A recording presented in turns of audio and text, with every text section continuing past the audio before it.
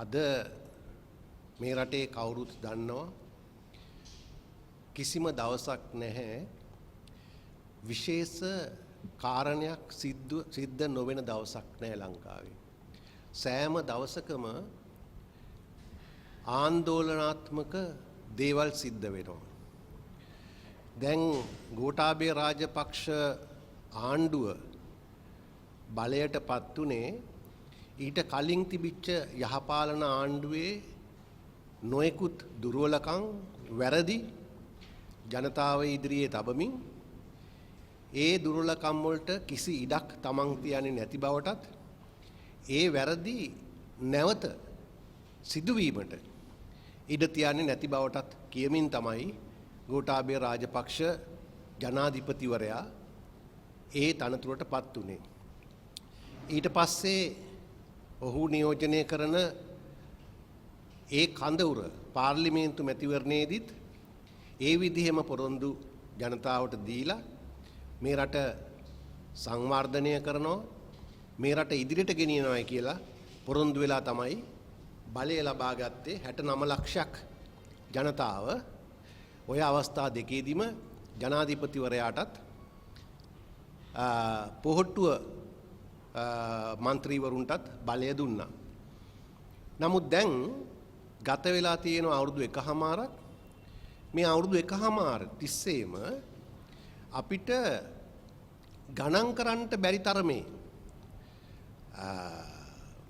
අපකීර්තිමත් කටයුතු රාශියක් මේ රටේ මේ රජයේ යටතේ සිද්ධ වෙමින් තියෙනවා.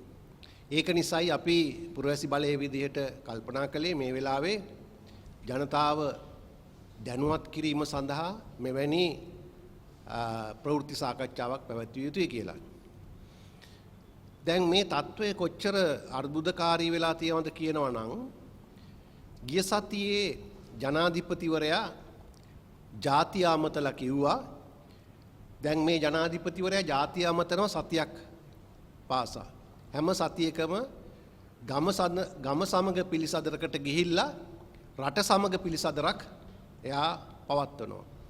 අන්නේ පිළිසඳරේදී කිව්වා 2015 කරපු වරද්ද නම් ආපහු කරන්න එපා කියලා ජනතාවගෙන් ඉල්ලා සිටියා. මොකක්ද මේ කතාවේ තේරුම? 2015 කරපු වැරද්ද කියලා ඌ අදහස් කරන්නේ මොකක්ද? මහින්ද රාජපක්ෂ එදා ජනාධිපතිවරයාගේ ආණ්ඩුව පරාජය කරලා ජනතාව විසින් ඔවුන්ව ගෙදර ඇරපු අවස්ථාවයි. ඒකනම් නැවත කරන්න එපා කියන එක තමයි ජනාධිපතිවරයා කිව්වේ. අවුරුදු එකහමාරක් වගේ කෙටි කාලයක් තුල ජනාධිපතිවරයෙක්ගේ ඔළුවට කොහොමද අදහසක් ආවේ 2015 වෙච්ච දේම නැවත Tamanට වේවි කියලා. ඒකෙන් පෙන්눔 කරන්නේ අපිට වැඩිය ජනාධිපතිවරයාට තේරිලා තියෙනවා Taman මොනතරම් අසාර්ථක නායකයෙක්ද Tamanගේ ආණ්ඩුව මොනතරම් අසාර්ථක ආණ්ඩුවක්ද කියන එක මේ අවුරුදු එකහමාරක් වගේ කෙටි කාලයක් තුල ජනාධිපතිවරයා විසින්ම වටහාගෙන තිබීම තමයි ඒ කතාවෙන් පෙන්눔 කරන්නේ. ඒක අස්වාභාවික දෙයක් නෙමෙයි, ඊටාම ස්වාභාවික දෙයක්. ජනාධිපතිවරයාට නෙමෙයි මේ රටේ මේ සාමාන්‍ය පාරේ යන්නේන සාමාන්‍ය වැසියන්ට දිනපතාම මහදවල් පේන්න තියෙනවා දැන් මොනවද රටේ සිද්ධ වෙමින් තියෙන්නේ කියලා. තමුන්නාන්සලා දන්නවා මේ වෙනකොට ලංකාවේ මේ පරිසරය කියන එක මහා විනාශයකට ලක් වෙලා තියෙනවා. මහදවල් කැලෑ කපනවා. ඒ කැලෑ කැපීම් වලට විරුද්ධව කතා කරන අය ද්‍රෝහීන් විදිහට හැඳින්වීමටත් ඔවුන්ට විරුද්ධව නොයෙකුත් විදිහේ දේශපාලනික මඩ ගැසීම් කරන්නටත් මේ ආණ්ඩුව පටන් අරගෙන තියෙනවා. විශේෂයෙන්ම මේ ආණ්ඩුව බලයටපත් වෙලා 20 වෙනි සංශෝධනය කියලා සංශෝධනයක් ගෙනාවා. ඒ 20 වෙනි සංශෝධනයෙන් කළේ ඒ දක්වා පාර්ලිමේන්තුවට තිබිච්ච බලය ජනාධිපතිවරයා කියන තනි පුද්ගලයෙක් අතට පත් කර ගැනීමයි. ඒකෙදි උනේ ඒ දක්වා අධිකරණයේ තිබිච්ච ස්වාධීනත්වය විනාශ කෙරුණා. පොලිසියේ තිබිච්ච ස්වාධීනත්වය විනාශ කෙරුණා. රාජ්‍ය සේවයේ තිබිච්ච ස්වාධීනත්වය විනාශ කෙරුණා. අද වෙනකොට ජනාධිපතිවරයා ඇතුළු ඔහු වටේ සිටින කිහිප දෙනෙක් විසින් තමයි සියලුම දේවල් තීරණය කරන්නේ. අධිකරණයේ තියෙන නඩු සම්බන්ධයෙන් පවා තීරණය කරන්නේ ඔවුන්. පහුගිය අවුරුදු 1.5 කාලය තුල අපි බැලුවොත් විවිධ පුද්ගලයන්ව දූෂණ චෝදනා සම්බන්ධයෙන් සහ අපරාධ සම්බන්ධයෙන් නීතිය ඉදිරියට පමුණුලා හිටපු පුද්ගලයන්ව එකින් එක නඩු අරගෙන ඔවුන්ව නිදොස් කොට නිදහස් කර හැරීමේ ව්‍යාපාරයක් දැන් පටන් අරගෙන තියෙනවා. මොවුන් කියන්නේ මේ අය යහපාලන ආණ්ඩුව කාලේ දේශපාලනික පලිගැනීම් වලට ලක්වීම නිසා මේ නඩු වලට මුහුණ දෙන්නට සිද්ධ වුණයි කියන එකයි. හැබැයි මේ සෑම නඩුවක්ම අපි අරගෙන බැලුවොත් ඒ සෑම නඩුවක්ම පවර්ලා තියෙන්නේ අවශ්‍ය කරන සියලුම තොරතුරු හොයලා සියලුම සාක්ෂි එකතු කරලා ඒවවල වාර්තා නීතිපතිවරයාට යවලා නීතිපති දෙපාර්තමේන්තුව මගින් නඩු පැවරීමයි සිද්ධ කරලා තියෙන්නේ. එතකොට දැන් ඒ සෑම පුද්ගලයෙක්ම එක්කෙනා දෙන්න වශයෙන් සතිපතා වගේ නිදස් කොට නිදහස් කරලා හරිනකොට අපිට පේනවා දේශපාලනික ක්‍රියාව වෙන්නේ ඔවුන්ට විරුද්ධව මීට කලින් අපරාධ සහ දූෂණ සම්බන්ධයෙන් නඩු පවර්ලා තිබිච්ච එක නෙමෙයි. එසේ නඩු පවර්ලා තිබිච්ච දේවල් දැන් දේශපාලනික හස්තය පාවිච්චි කරලා ඔවුන්ව නිදහස් කර ගැනීමයි. ඒක පේනවා හොඳටම මේ ඉදිරිපත් කරන හේතුවාචක වලින්. මේ එක එක්කෙනාව නිදහස් කරන්න ඉදිරිපත් කරන හේතුවාචක මොනවද? නීතිපති දෙපාර්තමේන්තුව කියනවා මේ නඩුවේ තාක්ෂණික දෝෂයක් තියෙනවා කියලා. තාක්ෂණික දෝෂය කාගේද? නීතිපති දෙපාර්තමේන්තුවේම තමයි තාක්ෂණික දෝෂය නම් ඒගොල්ලෝ ඇති කරලා තියෙන්නේ. අද මහේස්ත්‍රාත්වරයෙක් ඉදිරියට ඇවිල්ලා නැත්නම් වෙනත් විනිශ්චයකාරවරයෙක් ඉදිරියට ඇවිල්ලා කියනවා මේකේ තාක්ෂණික දෝෂයක් තියෙනවා කියලා අපි මේක ඉල්ලාස් කරගන්නවායි කියලා. ඒ විදිහමයි අල්ලස්සා දූෂණ කොමිසමත්. දැන් අපි දන්නවා දැන් මේ ටික දවස්කට ඉස්සෙල්ලා මිහින් ලංකා එකේ මිලියන 883ක වංචාවක් කිරීම පිළිබඳ නඩුවකට මුහුණ දීලා හිටපු සජින් වාස් ගුණවර්ධනව ඒ නඩුවෙන් සම්පූර්ණයෙන්ම අයින් කළා. විනිශ්චයකාරවරුන්ට කරගන්න දෙයක් නැහැ.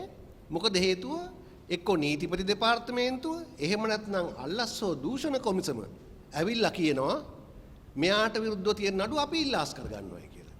එතකොට යා නිදහස් වෙනවා. ඊළඟට පිල්ලයන්ට විරුද්ධව තිබුණ පරරාජසිංහම් කියන TNA මන්ත්‍රීවරයාව ඝාතනය කිරීම 2005 දී ඒකට විත්තිකාරයෙක් වෙලා හිටපු පිල්ලයන්ව නිදහස් කළා, නිදොස් කරලා.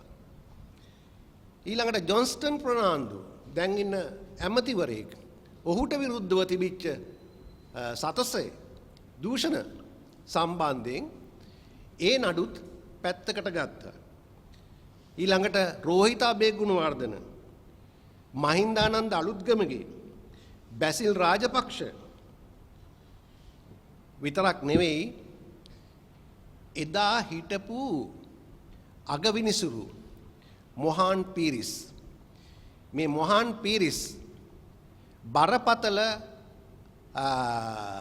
දූෂිත කටයුත්තක් සම්බන්ධයෙන් විත්තිකාරයෙක් විදිහට උසාවියට ඉදිරිපත් කළ තිබිච්ච පුද්ගලයෙක්.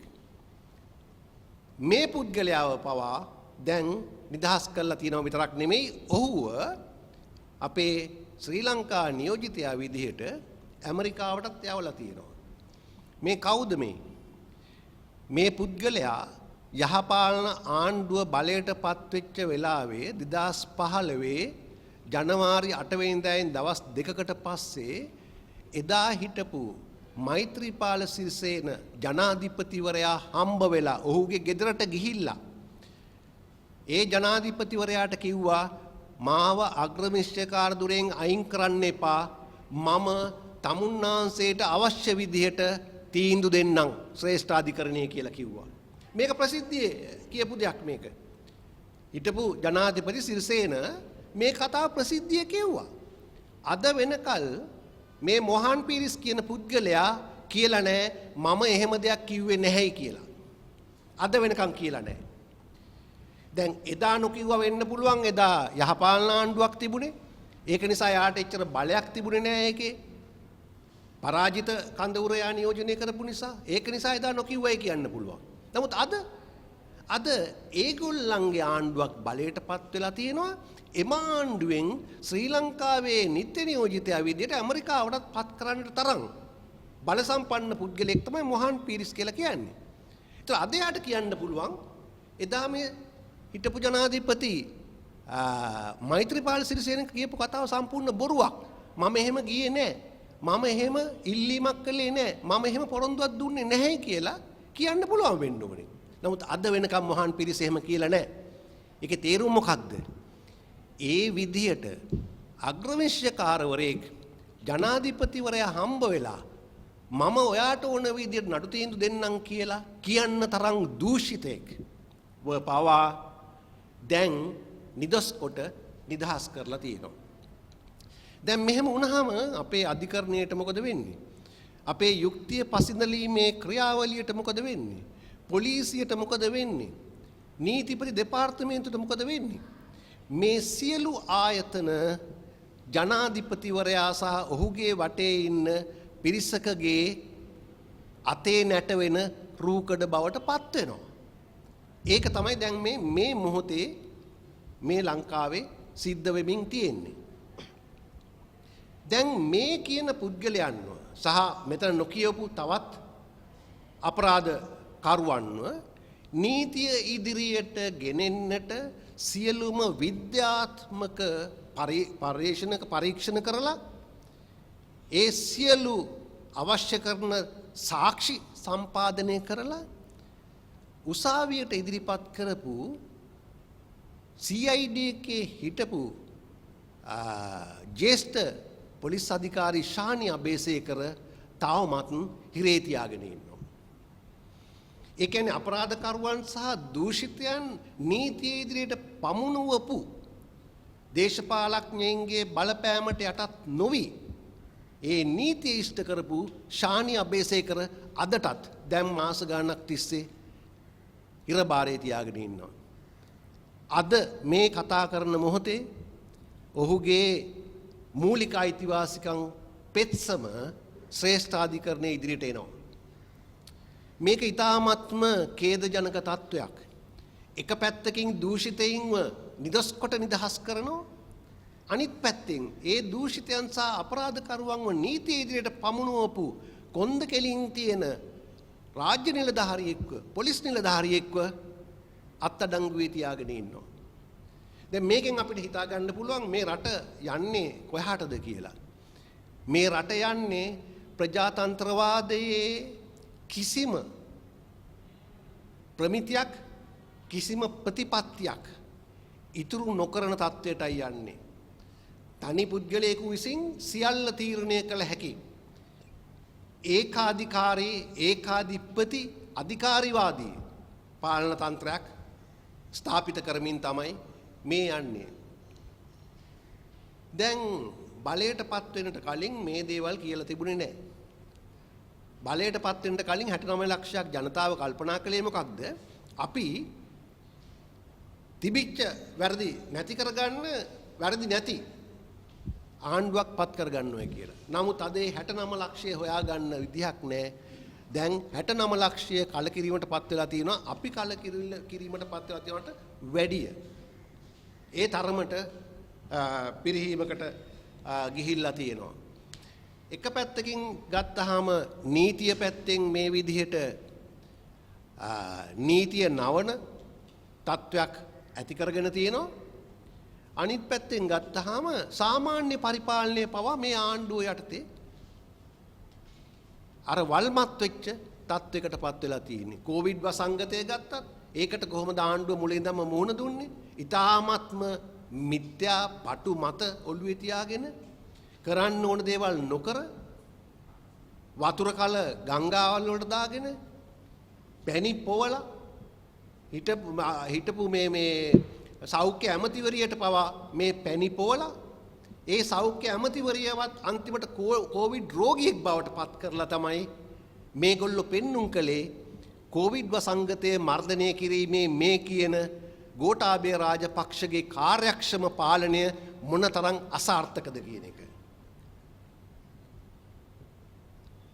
ඊළඟට පරණ හොරු නිදහස් කරනවා විතරක් නෙමෙයි අලුත් හොරු අලුත් දූෂිතයෝ මේ ආණ්ඩුව යටතේ දැන් පැටව ගහගෙන එනවා.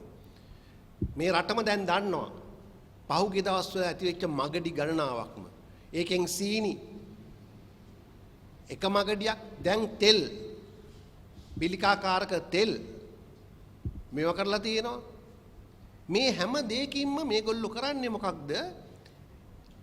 දූෂිත ව්‍යාපාරිකයෝ කිහිප දෙනෙකුට සම්පූර්ණ විදියට මේ රටේ ජනතාව ගසා කන්නට අවස්ථාව සලසා දීමයි. ගැසට් නිවේදනයක් ගහනවා උදේ ටැක්ස් එක අඩු කරනවායි කියලා. ඊට පහුවදා ගැසට් එකක් ගහනවා අර අඩු කරපු ටැක්ස් එක ආපහු දානවායි කියලා. මේ ගත වෙච්ච පැය 24 තුල ව්‍යාපාරිකයෝ ඉන්නවා කිහිප දෙනෙක් ප්‍රකෝටිපතියෝ වෙච්ච අය අර අඩු බද්ද අණුව රේගුවෙන් බඩු එළියට අරගෙන මාකට් එකට ගෙන ආපු. ඉතින් මෙන්න මේ විදිහේ රාජපක්ෂ පාලනයේ 2015 දක්වා නොතිබිච්ච තත්වයක් මේක ඇත්තටම. ඒ 2015 දක්වා 2005 ඉඳලත් මේ විදිහෙම දූෂණ සිදුවීම් සිද්ධ වුණා. නමුත් මෙහෙම මහ දවල් උනේ නැහැ. අද මේක කාටත් පේන්නේ සාමාන්‍ය මිනිහට පවා පේන විදියට තමයි මේ සියලු දූෂණ සහ හොරකම් සිද්ධ කරන්නේ. ඒ කියන්නේ බය නැති තත්වයක් ඇති වෙලා තියෙනවා පාලකයින්ට. අපි බය නැහැ. ජනතාව මොනවා හිතුවත් මට ඕන විදියටයි මම කරන්නේ. මම හිතනවා නම් රාජ්‍ය සේවය කාර්යක්ෂම කරන්න අවශ්‍ය කරන්නේ හමුදා නිලධාරීන් කියලා.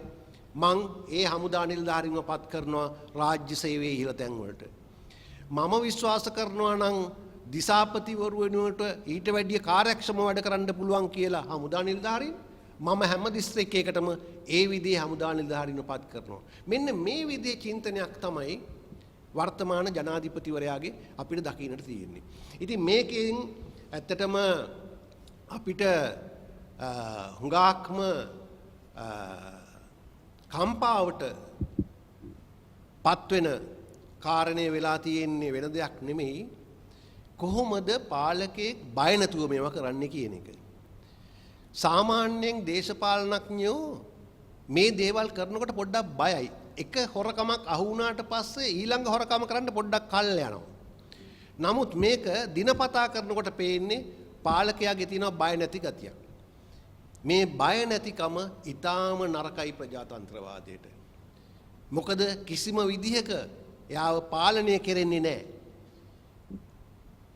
ඉතින් ඒක නිසා මේ වෙලාවේ පුරවැසි බලයේ විදිහට අපි හිතනවා සියලුම ජනතාව මේක තේරුම් ගත යුතුව තියෙනවා නිදහසේ ඉඳන් අපි දිනාගත්ත ප්‍රජාතාන්ත්‍රීය අයිතිවාසිකම් ආපස්සට හැරවීමේ ක්‍රියාදාමයක් මේ යන්නේ කියන එක.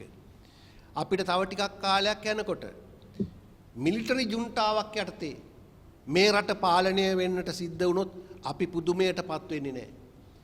දැන් අපි දන්නවා අර මියන්මාරයේ කියන රටේ අවුරුදු දශකයකට වැඩි කාලයක් ප්‍රජාතන්ත්‍රවාදය අත්හදා බලමින් තිබිච්ච ඒ රටේ පවා දැන් හමුදාව ගිහිල්ලා අර නීත්‍යානුකූල පාර්ලිමේන්තුව විසිරුවලා ඒ ප්‍රජාතන්ත්‍රවාදී නායක නායිකාවන් අත්අඩංගුවට අරගෙන අද හමුදා පාලනයක් එහෙ ගෙනියනවා.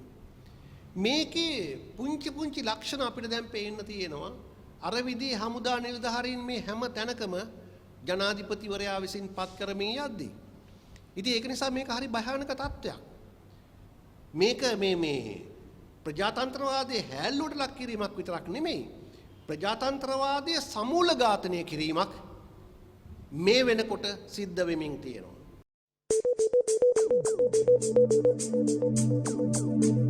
Thank you.